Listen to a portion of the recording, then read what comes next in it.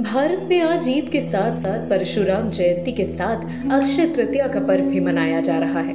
हर वर्ष वैशाख महीने के शुक्ल पक्ष की तृतीय तिथि को भगवान विष्णु के छठवें अवतार भगवान परशुराम जयंती मनाई जाती है। इसी तिथि पर अक्षय तृतीया का त्योहार मनाया जाता है। इस बार 3 मई 2022 को परशुराम जयंती है। इस दिन भगवान परशुराम की पूजा विधि विधान के साथ की जाती है और शोभा यात्राएं निकाली जाती हैं। पौराणिक कथाओं के अनुसार भगवान परशुराम का जन्म ब्राह्मण कुल में हुआ था, लेकिन उनका स्वभाव और गुण क्षत्रियों जैसे थे।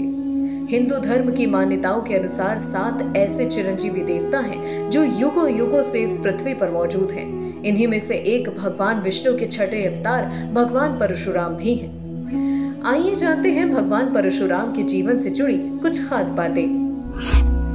न्याय के देवता परशुराम भगवान विष्णु के आविष्ट अवतार थे। उनका जन्म भगवान श्री राम के जन्म से पहले हुआ था।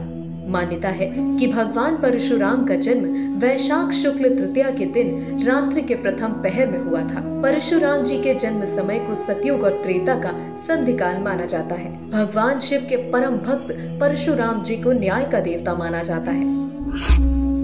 गणपति को भी दिया था दंड।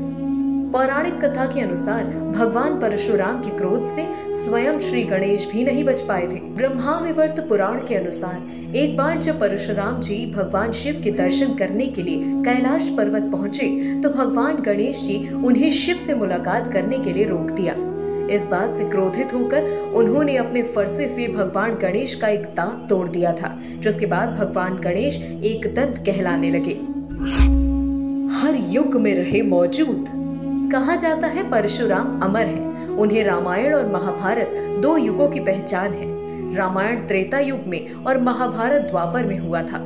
पुराणों के अनुसार एक युग लाखों वर्षों का होता है। ऐसे में देखें तो भगवान परशुराम ने न सिर्फ श्री राम की लीला बल्कि महाभारत का युद्ध भी देखा था। भगवान कृष्ण को दिया चक्र। रामायण काल में सीता स्वयंवर में धनुष टूटने के पश्चात परशुराम जी जब क्रोधित हुए और उनका लक्ष्मण से संवाद हुआ तो उसके बाद भगवान श्री राम ने परशुराम जी को अपना सुदर्शन चक्र सौंपा था। वही सुदर्शन चक्र परशुराम जी ने द्वापर युग में भगवान श्री कृष्ण को वापस किया।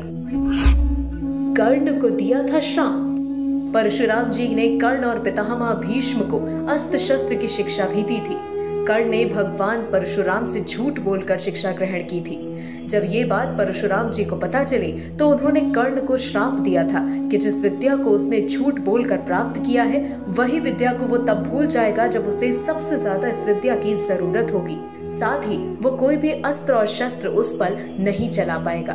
भगवान परशुराम का यही श्राप अंततः कर्ण की मृत्यु का कारण भी बना। 21 बार किया क्षत्रियों का नाश।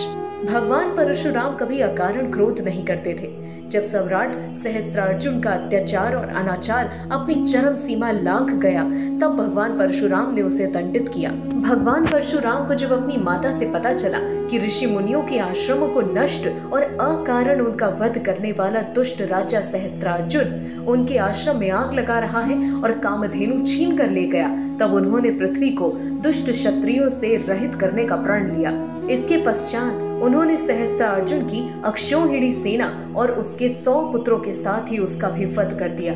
भगवान परशुराम ने 21 बार दुष्ट क्षत्रियों का विनाश किया था। भगवान शिव ने दिया था परशु अस्त्र। भगवान परशुराम जी की माता का नाम रेणुका और पिता का नाम जमदग्नि ऋषि था। वो अपने माता पिता की चौथी संतान थे। परशुराम भगवान के बड़े 3 भाई थे।